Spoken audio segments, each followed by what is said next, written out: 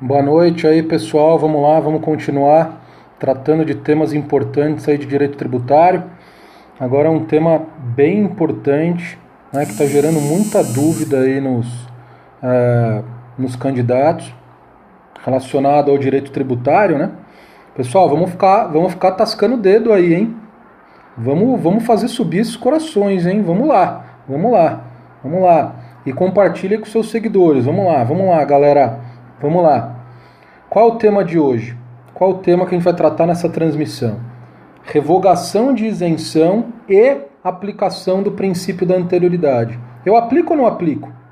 Está gerando muita dúvida nos candidatos, principalmente em função de uma decisão isolada. A gente vai ver como que o aluno tem que se comportar em prova. Uma decisão isolada do STF em 2014, que foi uma decisão isolada por quê? Foi uma decisão de turma, não foi uma decisão do plenário, não teve repercussão geral. Então, uma decisão isolada. É uma tendência que o STF vai seguir, eu acho que é uma tendência que o STF vai seguir nos próximos julgados, mas ainda é uma decisão isolada. Há várias outras decisões que aplicam isso de forma contrária. Então vamos lá. Qual é o entendimento clássico do STF? E ainda vocês têm que considerar como a jurisprudência do STF. Porque o que é a jurisprudência, pessoal? São decisões reiteradas. E aí forma... Puta, eu não tenho o número do julgado aqui. Eu não tenho o número do julgado. Mas me manda um e-mail. É Rafa. Alguém escreve aí meu e-mail. É rafa.vilches, só que com Z no final, vilches, @gmail.com. Me manda que eu te envio o número do julgado. Eu tenho aqui no meu material, né?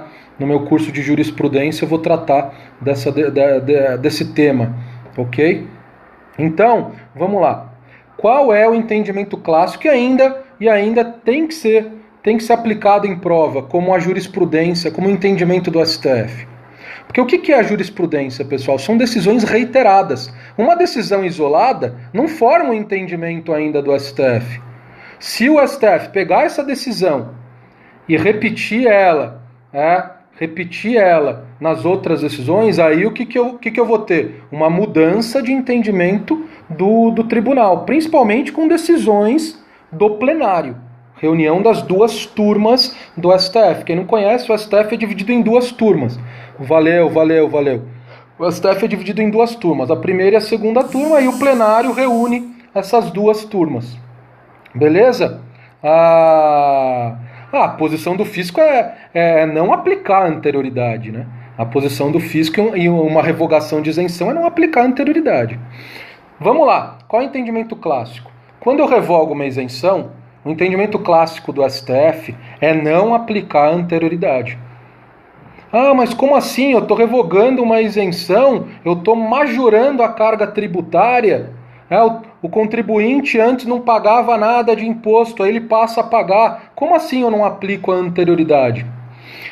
O fundamento desse entendimento está em como o STF enxerga a isenção. Qual é a natureza jurídica da isenção?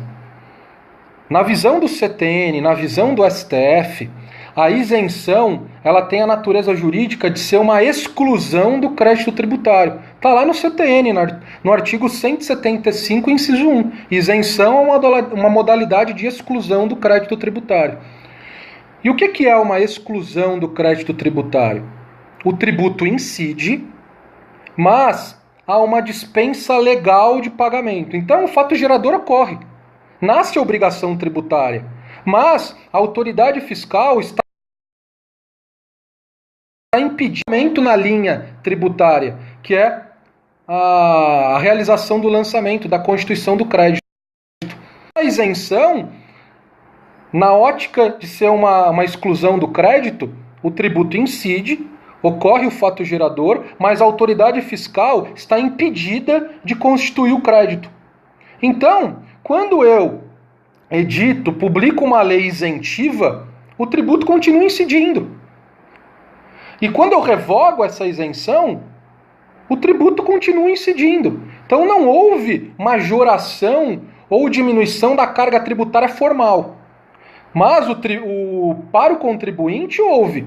Mas formalmente, não houve uma majoração de carga tributária, porque o tributo incidia e com a revogação da isenção o tributo continua incidindo. Então, se não há uma majoração, valeu, né, o Marco Aurélio mesmo, né, valeu Reinaldo, valeu mesmo.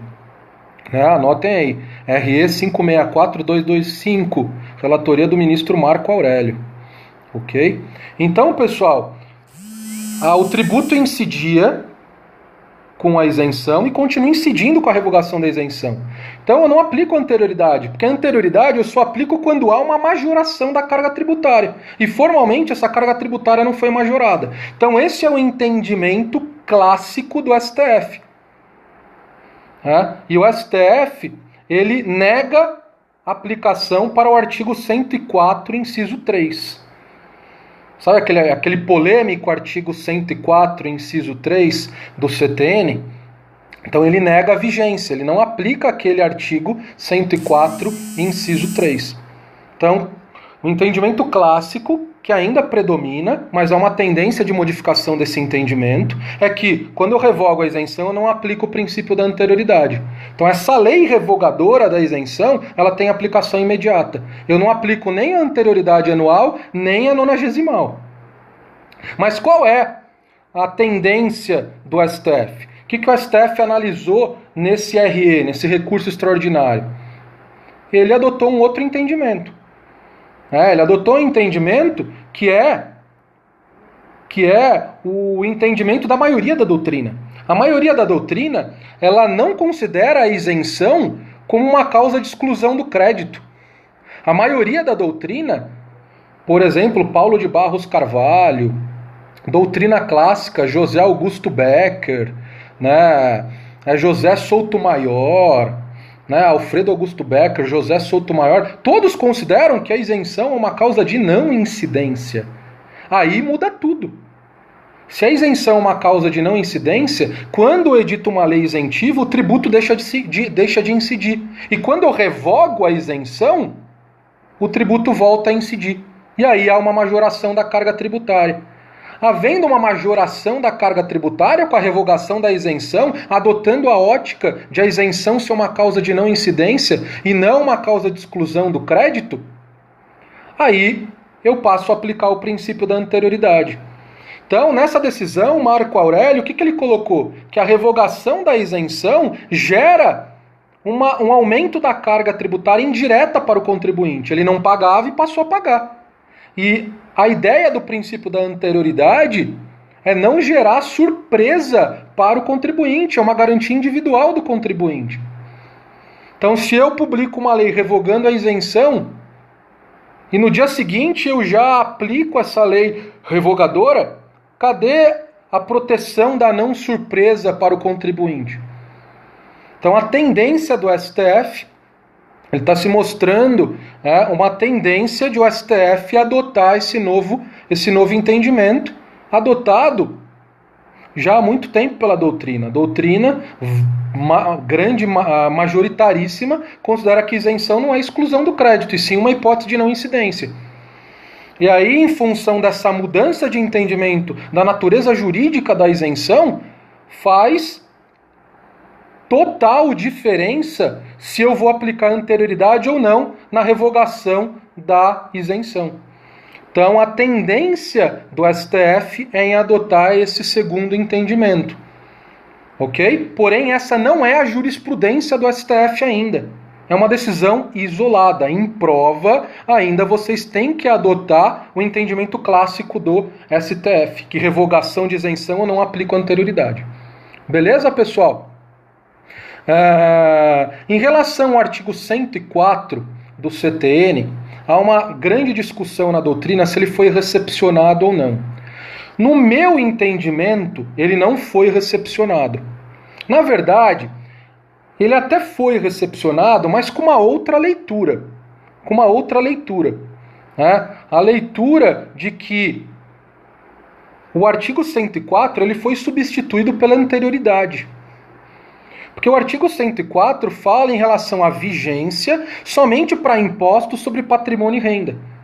Por que eu acho que esse artigo 104 foi substituído pela anterioridade tributária prevista na Constituição? Porque antes da Constituição de 88, a anterioridade tributária não era aplicada para todos os tributos, mas somente para os impostos somente para os impostos sobre patrimônio e renda. E aí, após a Constituição de 88, o princípio da anterioridade passou a ser aplicado para todos os tributos. Não foi, acho que só com a Constituição, foi um pouquinho antes, mas eu não lembro exatamente em que momento. Mas em algum momento, na época em que o CTN foi editado, a anterioridade era somente aplicadas para os impostos sobre patrimônio e renda. Já agora, com a Constituição de 88, a anterioridade é aplicada para todos os tributos. Então, o artigo 104